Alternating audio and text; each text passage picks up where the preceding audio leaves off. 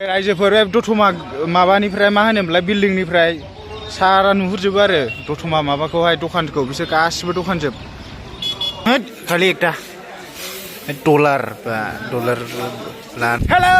everyone welcome back to my YouTube channel नोंथांमोनखौ दिनैनि बे ब्लग भिडिअआव गोसो गैयाबाबो गोसो गोथारै बरायलायबाय स' लोगोफोर दिनै सानडे ओमफ्राय बे सानडेआवहाय दतमा बाजार जायो आरो ओमफ्राय दा जों बेवहाय दसे ओरैनो बेरायलाहैनो नागिरदों नैबे आदैजों आंजों स' नोंथांमोनहा भिडिअखौ मोजां मोनोबा नायदो जोबजासिम ओमफ्राय इन्टारेस्ट मोनोबा चेनेलखौ साबस्क्राइब खालामनानै लादो लोगोफोर जाय जाय गोसो दं साबस्क्राइब खालामनानै ला थौदा भिडिअखौ जागायलांदोनि लेट्स गो स' गाइस बाइकबो गैजाया जेबो गैजा नैलै साइकेल बोराय बिमा सालायग्राखौनो लानानै फैबाय आंहाथ' उफाय गैया नैबेना मालाय गोदानैनो दंबावोसो हौवाफोर सालायग्रा आंना नैलै बिमा सालायग्रासो जाला माला बाइक लानो हागोन लानायनिखौथ' आसा गैखाया लानो हाखाया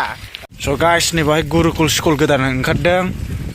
फ्रि एडमिसन लानोबा गोसो बायदि लाफैनो हागोन नैबावहाय बेसेबां क्लासनिफ्राय होनदोंला होनदों गुरुकुल इंलिश स्कुल गोदानसो बियो गेट बानायगासिनो ओरै दतमा थांग्रा जों थांगासिनो आदैमोन नैबावहाय हाबासो नंलाय लांदोंमोन माबानि मा होनोमोनलाय मिथिलालै 130 सेरेमनि कुकुर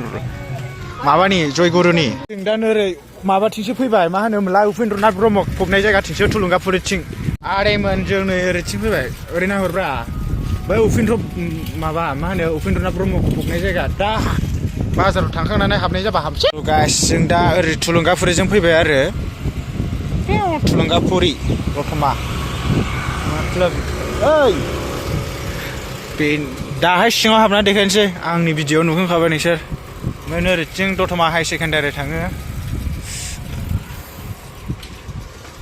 बेयाव आर्टस लाग्रा उन्दैफोर खोमा नैबे दतमा इउएन स्कुल ओरैथिं मोननै मोनथामसो मुसुखा दं आरो मा मुसुखामोनथाय बियो दतमा आनसलिक एबसु जों दा बाजार मोनफैबायानो दा आदैया होथेबाय थायोलै आरो बुस्थुबा ह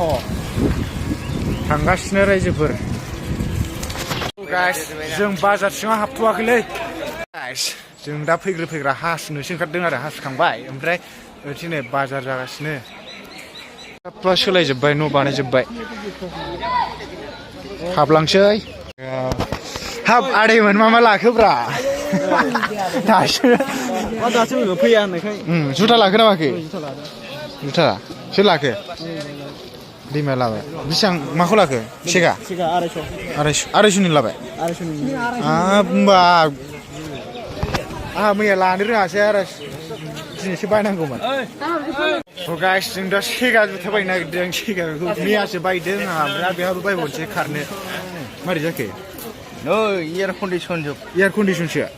हाब नै फिसालाफोर दंबा लानानै थांजागौमोनलै फेन्दा नांथ'लालै कालाराबो बेबो मोजां ना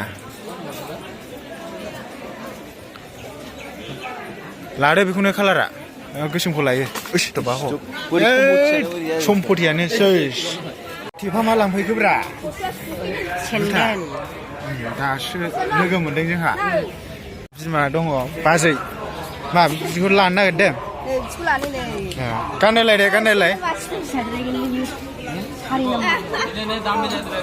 स' गाइस जों दा दख'ना लायाबाबो सिख्लाफोर बायनायखौ नायलांसै दख'ना जायाखै माथो केमेराया बायनोथ' हाखाया नालाय सिख्लाफ्रासो बायो जोंहा गांसे लादोलै नोङो गांसे लादो जों दा नैबे दखानाव हाबनानै सेन्देल बायनो नागिरदों किसिको भी हंसनानी मना गान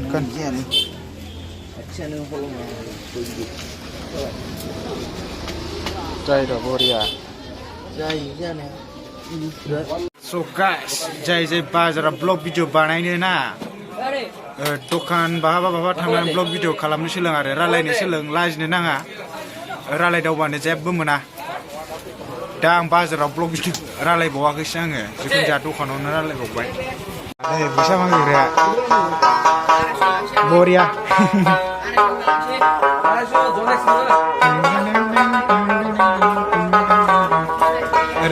babu menama बायगासिनो दं बेनो दतमाया ओमफ्राय नोरैथिं खनायाव माखासे दखान दंबावो मा गैया दखान गैया बिथिं दखान दंथारो जों दा नै बिल्डिं गोजौआवसो दंफैयो ओमफ्राय नै बिथिं फुरा दतमा बाजारखौ नुजोबो आरो देखायनोसै आङो रायजोफोर बे दतमा माबानिफ्राय मा होनोमोनलाय बिल्डिंनिफ्राय सारा नुहुरजोबो आरो दतमा माबाखौहाय दखानखौ बिसोर गासिबो दखानजोब ओमफ्राय ओरैथिंजाय सेरफांगुरि थाङो आरो माबायो मबाइल टावार बेनो रायजोफोर आं बांद्राय जिङाव थांनो हालालै खर' गिदिंजोबो दा बेखिनियानो लोगोफोर दतमा बाजारा बेनो बोरैबा मोनजोबबाय खर'आ गिदिंला जोबबावबायसोमोन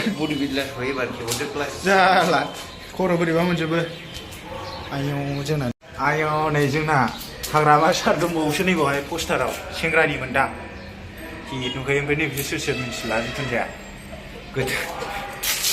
गोदो जोंनि बिटिसिनि लिडारा बेनोमोन स' गाइस सोर सोर जिम लाफैयो नै जिम माबाग्रा दं मानसिफोरानो गैथ'वा दा टिकेट लाहैनायसै नामा होनबा दतमायाव बे बिल्डिं ओरै सोनाबथिं थानाय बिल्डिंआव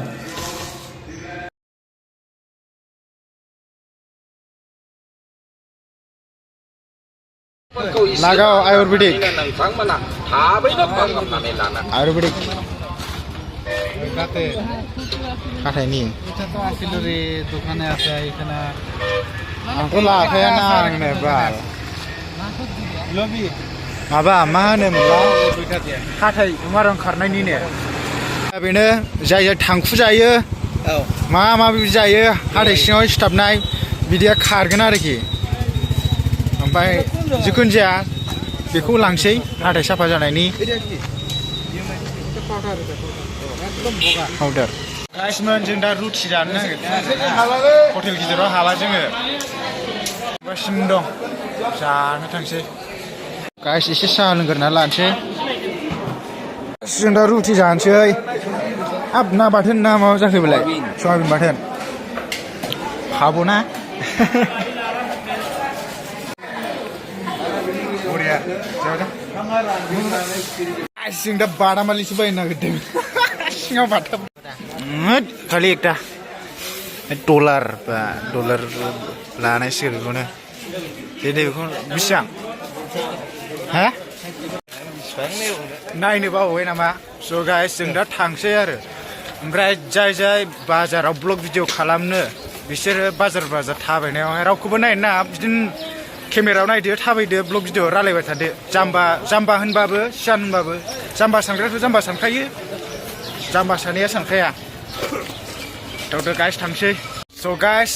दा भिडिअखौ बेखिनियावनो फोजोबनोसै ओमफ्राय जों दाबो बाजारनिफ्राय थांथ'वाखै आरो बेयावनो फोजोबथ'नोसै बिराद गोलाव जागोन ना भिडिअआ ओमफ्राय नोंथांमोनहा भिडिअखौ मोजां मोनोबा लाइक खालामदो कमेन्ट खालामदो ओमफ्राय भिडिअआ बारा इन्टारेस्ट जायासै आन्डारपेन बायनायखौ खर'आव हमनो नागिरदोंमोन आं जाला लाजिनानै केमेरामेन आं खारहोनोसो नागिरो लोगोफोर बेखिनियावनो दिनैनि भिडिअआ thank you for watching bye